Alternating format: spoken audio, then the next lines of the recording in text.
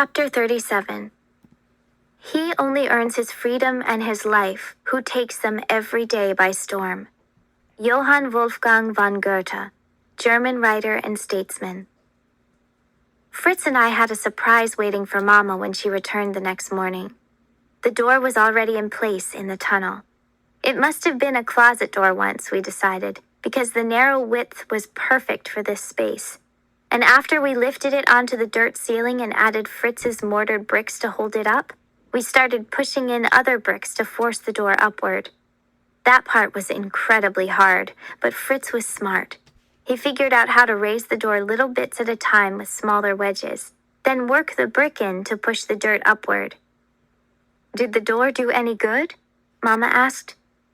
We didn't know, but the ground wouldn't sink any further, and Fritz said he would keep a better eye on the ceiling from then on.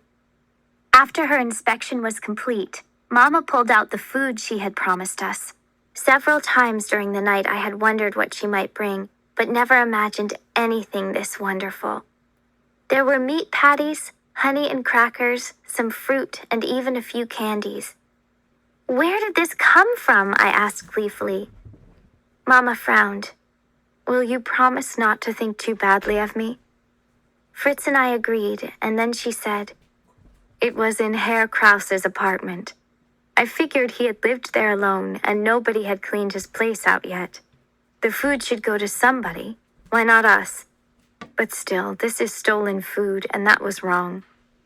To make her feel better, I told Mama about taking the pulley. She scolded me properly for that, not only for stealing, but for the risks I'd taken. I didn't mind. Knowing that her crime wasn't as bad as mine seemed to make her feel better, and that was good enough for me. While we were eating, Mama also pulled out a letter addressed to Fritz. He turned it over once in his hands, then frowned and tore it open. He had to hold up a flashlight to read it, and when he did, I saw the military stamp show through the paper. "What is it?" Mama asked. Fritz's eyes drifted from her over to me. "They changed the date for me to report for the military," he muttered. "I'm expected to begin serving on Monday. That's only 2 days away." I nearly exploded. "You had until the end of the month. You're not even 18 for another 2 weeks. I worried about this. Mama's hands began shaking. "Orders change sometimes." I put my hands over hers to steady them, but instead it made mine shake too. We had so far to go and still no idea of how we'd get back to the surface in the west. "We'll never finish the tunnel by then. We were barely going to make it by next week." Fritz crumpled up the letter and threw it on the ground. "Yes, we will." He stood up and grabbed the shovel, then began tearing into the wall. Without a word, I picked up the bucket to continue working, while Mama quickly packed up the food. If we weren't finished in 2 days, then nobody could have finished it, because we would dig harder than anyone ever had before. When Fritz got tired, Mama took over for him, and while the one worked, the other helped me haul dirt up to the basement. Meter by meter, our tunnel grew and expanded. It was no wider than it had to be, and the work wasn't as neat as Fritz and I had done in the beginning, but we were going forward. By early afternoon, Fritz and I were so tired that Mama insisted we sleep while she continued working. So we returned to the air raid shelter, and my eyes closed before my head even hit the ground. I wasn't sure how long she let us sleep, but it felt like hours. I only knew that when she called for us, we both sat up groggy and disoriented. Then Mama called again, and I raced into the tunnel with Fritz at my heels. Mama held up a hand for us to stop, then motioned for us to be silent. With urgency in her voice, she whispered, "Listen," and pointed to the end of the tunnel. I couldn't hear anything at first, but when I walked forward and pressed my ear against the dirt, a sort of sound did come through. Thumping. Digging. Something not far from us was hitting against rock. Someone else was tunneling. Panicked, the 3 of us retreated to the shelter to discuss the matter. "There must be other East Germans trying to escape," Fritz said. "Somehow our tunnels have intersected. If we connect with them, we can join our efforts." "If you're right, that's too risky," Mama said. We don't know these other people, and we shouldn't tie our fate in with theirs.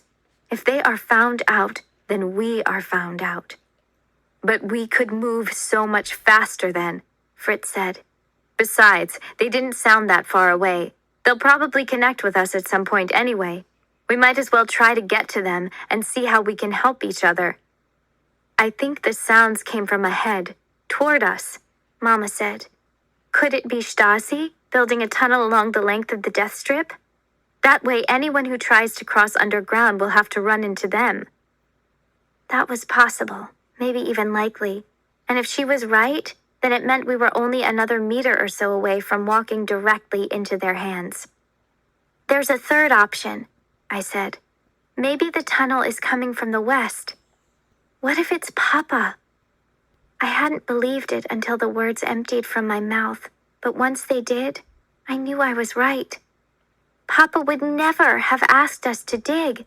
Fritz and Mama both told me that, but maybe he wasn't asking me to dig. Maybe the dance was telling me that he was already digging. Mama didn't seem convinced, but Fritz nodded his head and said, He sent Goethe the picture of the building, but it wasn't about where our tunnel should start. He was telling her where his tunnel would end. He wanted us to be ready for the time when he broke through. What if you're wrong? Mama asked. How can we know it isn't the Stasi? We couldn't know, not for sure, but we couldn't stop digging either. Maybe when we broke through to the other tunnel, there might be other East Berliners, or the Stasi. Or, as I was sure must be the case, we would find my father.